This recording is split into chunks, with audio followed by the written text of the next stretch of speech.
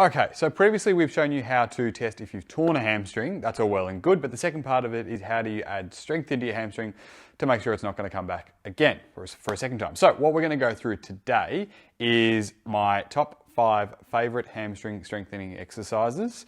And I'm going to just give you a couple of quick little tips along the way about each one and some of the specifics. So the first one, you're going to need a band for. Reasonable level of resistance when you're doing this one, reasonably high level of resistance, and you're going to start lying on your front. Hook the band over your foot. I'll only show you with my right leg just for clarity's sake. Have a lay on your front, prop yourself up on your elbows or come down onto your head and your hands. From there, you're just going to pull your heel in towards your bum and then slowly go back down. Ideally, you want to have a little bit of resistance on the band the whole time, so you're just going to pull up, squeeze, squeeze, squeeze, squeeze, squeeze, squeeze, squeeze, slowly go back down. So you'll feel that hamstring working all the way through, and the key is to not just flop back down towards the floor. So it's got to be controlled in both directions. That's the first one. Second one, Nordic hamstring curls. If I could only do one hamstring exercise, this would be it. If you're in a gym, what you can do is you can use a Smith machine and lower yourself all the way down towards the floor. If you have a partner, then you can get your partner to hang onto your ankles. I don't have a partner, so I'm just going to use the bar of the reformer. So start up nice and tall in kneeling, and then what you're going to try and do is slowly lower your chest down towards the floor. Make sure you get your hands in front of you so you don't break your nose on the way down. But what you're going to do, start up nice and tall, hands on your hips, and then slowly lower yourself down until your hamstrings give out. Push yourself back up and then restart. So your hamstrings are only working the lowering phase or the eccentric phase as you lower down. Slow, slow, slow, slow, slow, slow, slow, slow, slow. And then come back up. If you're really strong through your hamstrings, and I'm not, but then you'll be able to pull yourself back up using the weight of your hamstrings or using the strength in your hamstrings to bring yourself back up. I'm a little bit weak through my hamstrings, so I need to keep doing this exercise, but that's number 2. Hamstring exercise number 3.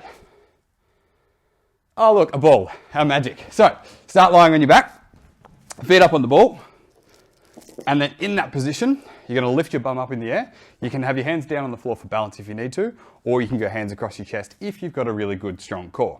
I do, so I'll lift up, hold in that position, maybe I don't, and then you're going to extend your knees out, and then roll the ball all the way back in, and then drop down. So you lift up first, lengthen through the hamstrings at the back of your legs, slowly roll back in, and then drop back down. If you wanted a bit more loading through there, what you could do is you could lift up and you could just go in and out with the ball, keeping your hips up nice and high. Make sure as you do it, you're not arching through your lower back, so your back is just straight or neutral spine, and then you're rolling the ball in and out. That is number 3. Number 4, grab a kettlebell. I've chosen a pink one because it really brings out my eyes, but round about a weight that you're going to find challenging to lift with both hands. So what I mean by that is you don't want to go too light. So at 8 kilos is probably a fraction light.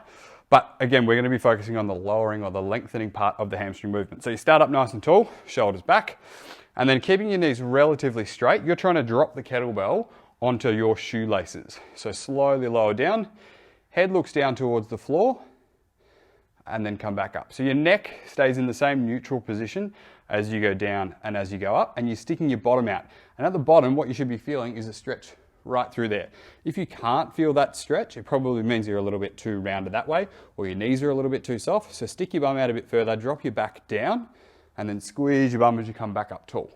That is a Romanian deadlift. You can use a dumbbell if you want to, but a kettlebell works really well as well. Last one, sitting in a chair. Tantrums.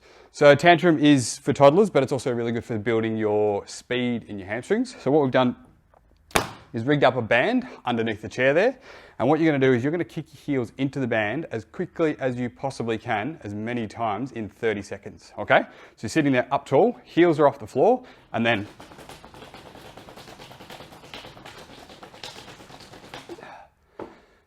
that's not 30 seconds, but that's enough. 30 seconds of that. Give it 3 rounds like that. All of the details in terms of reps and sets can be found on our website. We've got a really cool blog about this, so check that out. If you know someone that's got weak hamstrings, tag them in this video, get them to do this little circuit and never get a hamstring injury again.